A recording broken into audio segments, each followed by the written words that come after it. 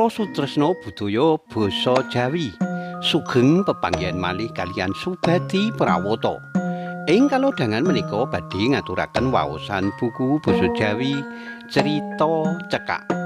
Anggitanipun Budi Wahyono kanthi irah-irahan Gathuk.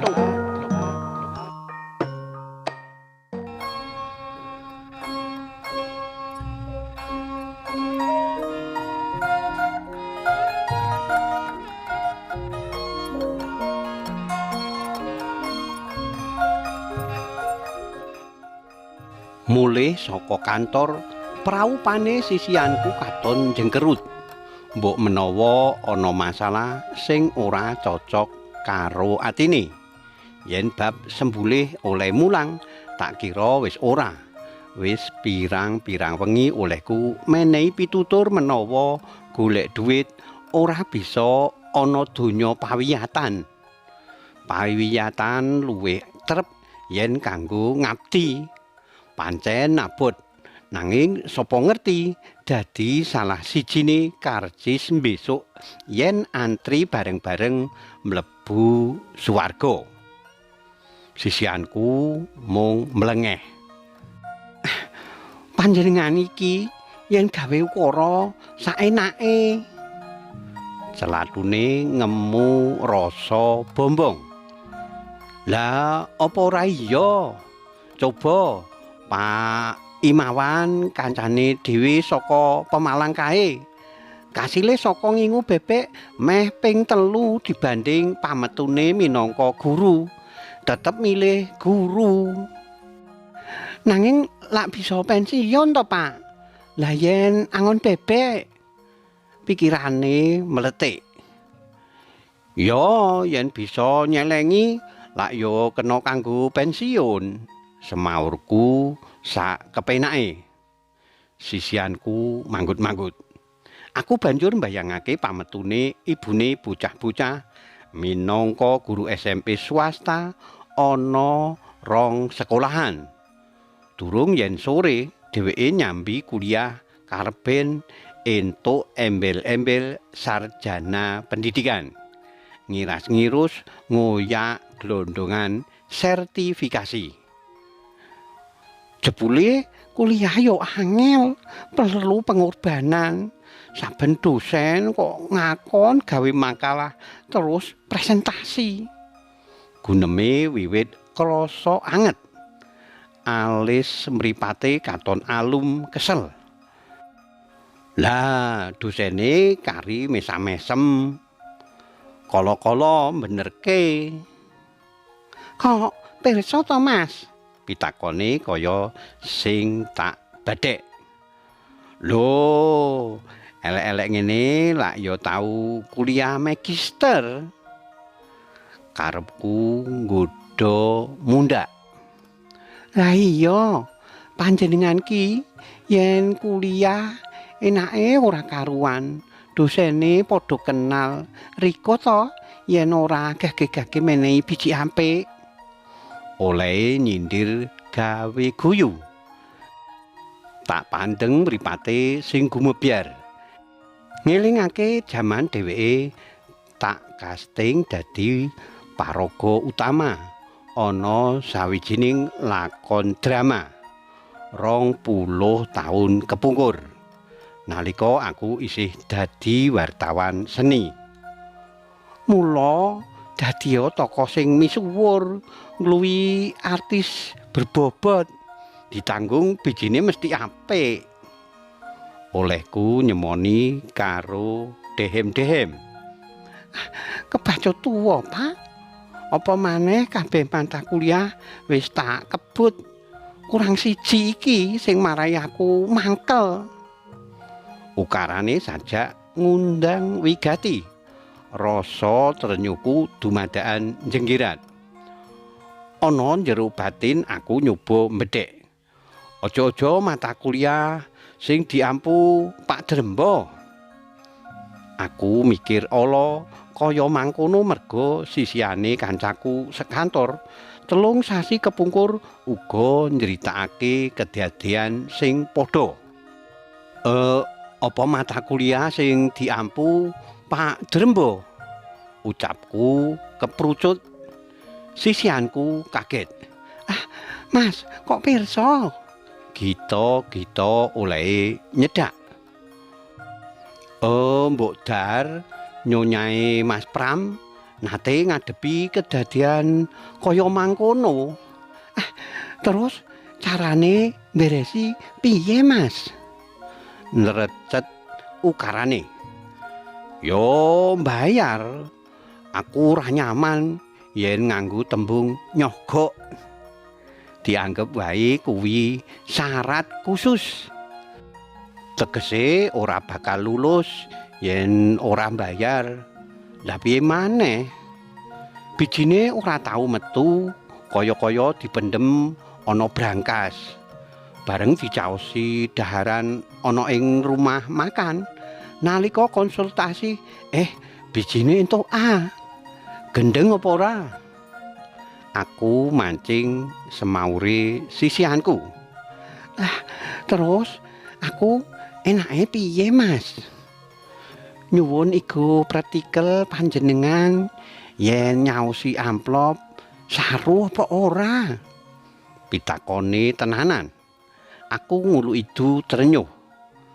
Lah, nek njaluk konsultasi ana restoran piye? Ukaraku nyegat. Gathuk.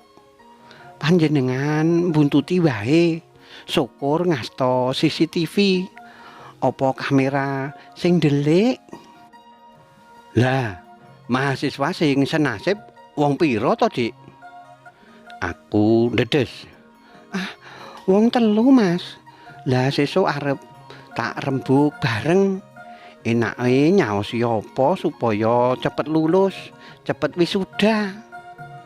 Dadi mengko yen balik kampung ora isin. Kancane ana desa padha sarjana kabeh. Mosok ana kutha malah ketinggalan ora kuliah. Rasa serike merentul-merentul.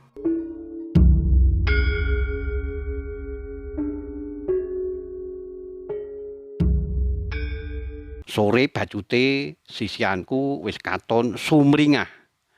Garis-garis sing galer ana bathuke amarga kakean mikir kuliah kaya ambyar. Mbok menawa wis kasil musyawarah karo kanca kancane senasib. Dadi ora ngriseni maneh. Wis, Mas, aku pasrah karo kanca-kanca. Urunan 250-an. Kanggo jajan apa wetenge ora mbledhos. Rasa kempropokku ora bisa tak ampet. Embo, Mas, mbuh kanggo jajan, kanggo tuku kalung bojone. Aku sak kanca ora peduli. Sing penting entuk biji. Wong aku ya wis sinau tenanan, bisa nggarap banjur nganggo jurus apa maneh. Apa coba? Ukarane pasrah. Rembugan sing rada mulek mau ora kenyono dirungokake karo yu marem. Bakul iwak panggang ideran sing isih ndongkrok ana emper nunggu terange udan.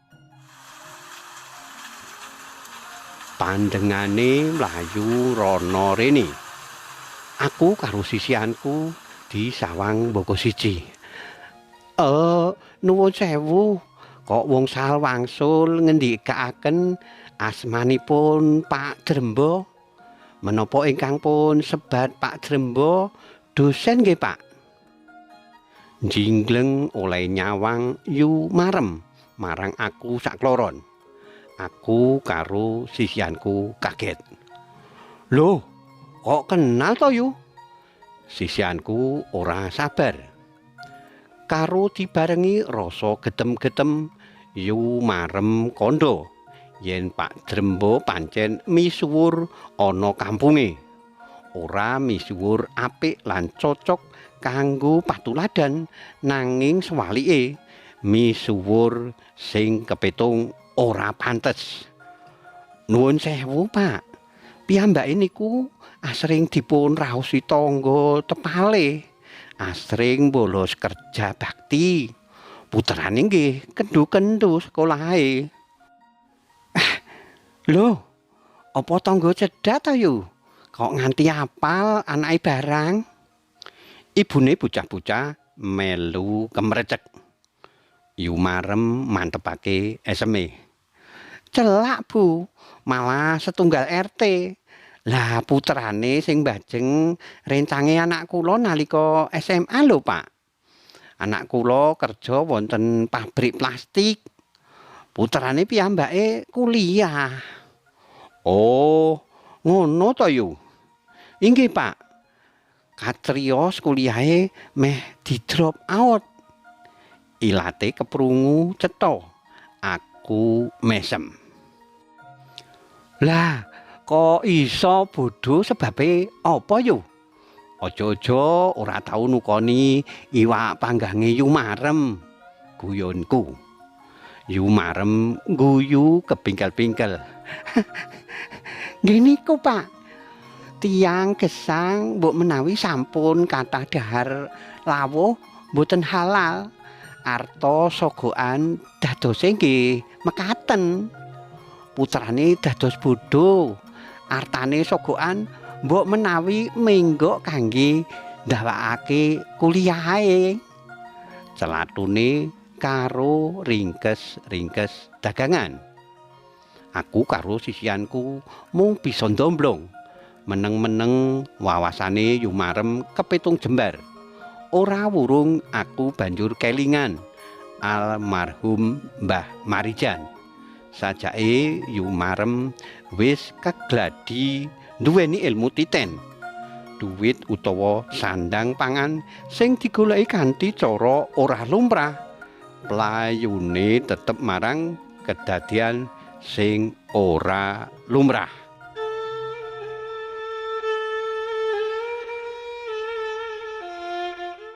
Udan wis krasa susut. Mendung isih katon lamuk-lamuk. Yu marem pamitan ninggalake omahku. Aku karo sisianku ora kenyono mikirke bebarengan praupane Pak Drembo. Kadeleng ing tembok kamar tamu. Kaya-kaya Pak Drembo malih rupa rai wedhus sing drembo utawa doyan mangan. Ora mung mangan suket lan rambanan, nanging nekat mangan katul sego tekan lungko.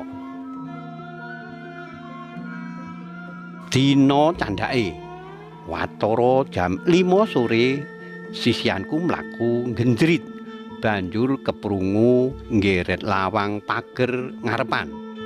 Aku magita-gita nyedhaki. Ana kabar apik, Bune? Olehku takon tenanan. Iya, Pak. Amplope wis ditampa karo Pak Drembo. Sing ngulungake sapa? Aku nyoba neges, ora merga kurang percaya. Wong telu bareng-bareng. Aku karo kanca-kanca senase, Pak. Muga-muga bijine ndang disetorke bagian administrasi diproses lulus. Pengarep-arepe tenanan. Aku banjur ngelus dodo. Pancen ngene iki gandeng ora ana sing wani alok. Bacute kecaplok gathuk. Minangka wong lanang sing rada ngerti umyeke donya pawiyatan, kaya-kaya dadaku rontok. Saka kaduan keprungu ana swara banter jumedhor. Ayo kita surung program pendidikan karakter. Ayo kita sangga bareng-bareng pendidikan karakter. Tambah gemantange ukara iku gawe dadaku banjur gemeter. Karipta dening Budi Wahyono. Cariyos menika kapetik saking kalawarti basa Jawa Jaka Lodang. Nomer sekawan doso gangsal tanggal 6 April 2013 ing Ngayogyakarta. Matur nuwun awit kawigatosanipun saged bebanggihan malih wonten ing cariyos-cariyos sanesipun. Matur nuwun, matur nuwun, nuwun.